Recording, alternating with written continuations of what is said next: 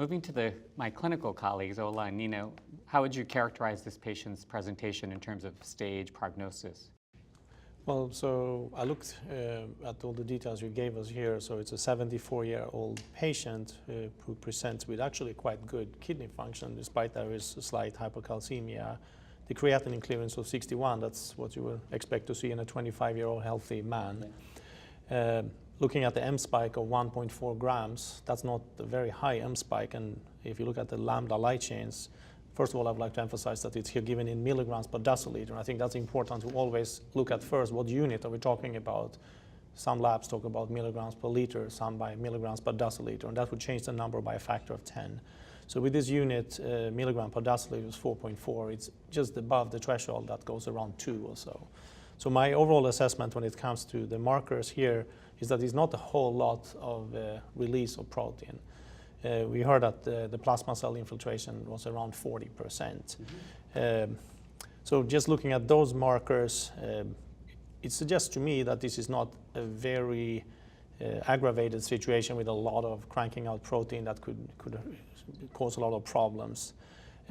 We hear that there's a 14-16 translocation. We don't know to what degree the cells actually have that, which is something I would like to know. Is this something that's picked up in 10 or 20% of the cells, or is it in every myeloma cell? That would prognostically probably have an important implication.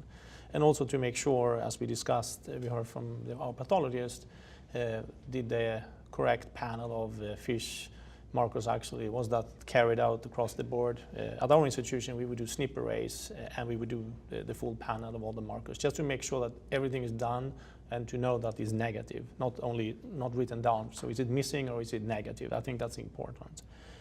If you look at the markers here overall, for the purpose of interpreting what stage are we talking about, we don't have the information regarding albumin. We do have information on the beta-2 microglobulin.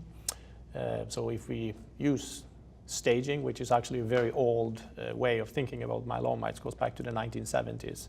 So if you use beta-2 microglobulin, if it's above 3.5, it cannot be the lowest stage, stage 1, but it has to be over 5.5 to be stage 3. And if it's not 1 and 3, we put it in stage 2.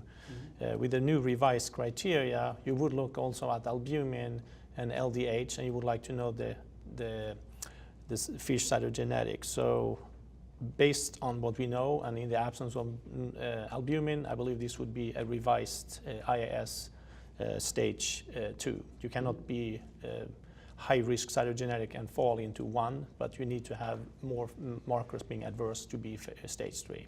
Right, I think that's an important point, which the universality of the ISS was limited by the lack of molecular, and I think, as you alluded to, the integration with the LDH and FISH is really helpful in terms of risk stratification. I would like to add one last thing to this staging kind of literature. I do think that it's very important to recognize that all these models are based on old data.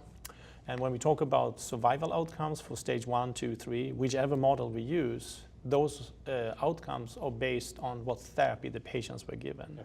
And I think there is a lot of evidence from the literature that if you apply these scores to patients treated with really old therapy, you could see big differences between stage 1, 2, 3.